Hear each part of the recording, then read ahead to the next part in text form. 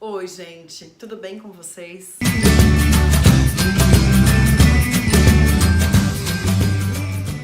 Faz tempo, né? Faz tempo que nada, só uma semana só.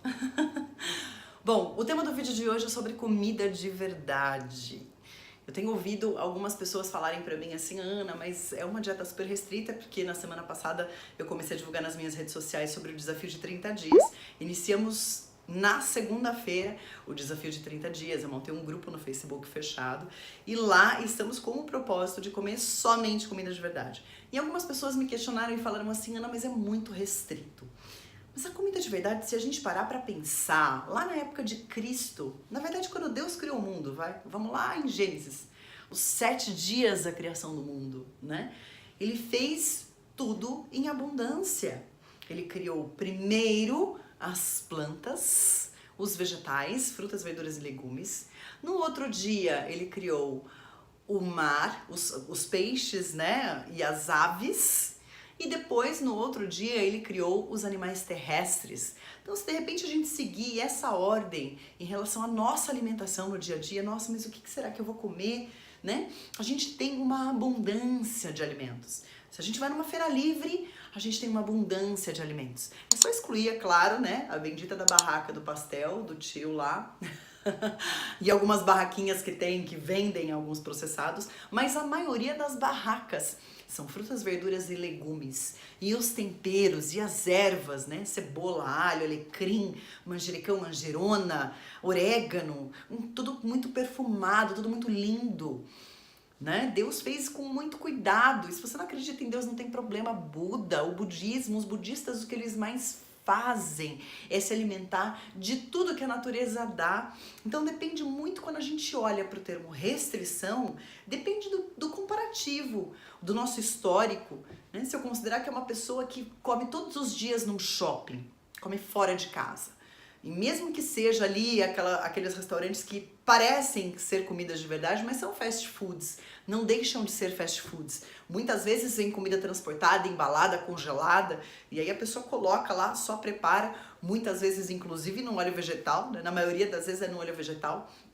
E aí a gente vai se alimentar daquilo. E de repente, quando a gente pensa em preparar toda a nossa refeição em casa e fazer mais feira, a gente vai, no princípio, achar que está restringindo demais.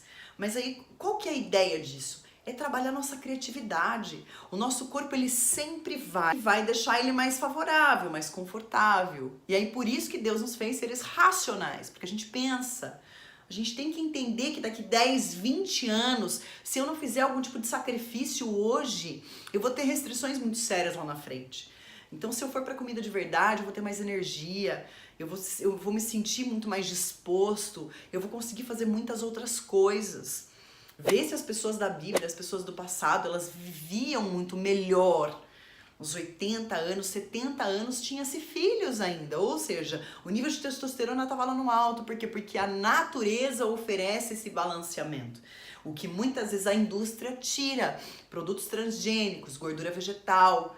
Se a gente se alimentar disso, os homens hoje que estão mais obesos, que ficam mais obesos, eles começam a desenvolver mamas. Por quê? Por falta da testosterona. As mulheres com o SOP, que é a síndrome do ovário policístico, e aí vai para o médico e o médico vai receitar anticoncepcional, acaba com o pouquinho de testosterona que a mulher tem, que é essencial para manter o metabolismo mais acelerado, para poder ter energia na atividade física. Então, se a gente começar a pensar e estudar e buscar informação de médicos de ponta que oferecem esse material muitas vezes gratuitamente através das redes sociais, a gente consegue ter um comparativo. A gente consegue estudar e entender e sentir, fazendo na prática, tudo isso no nosso corpo.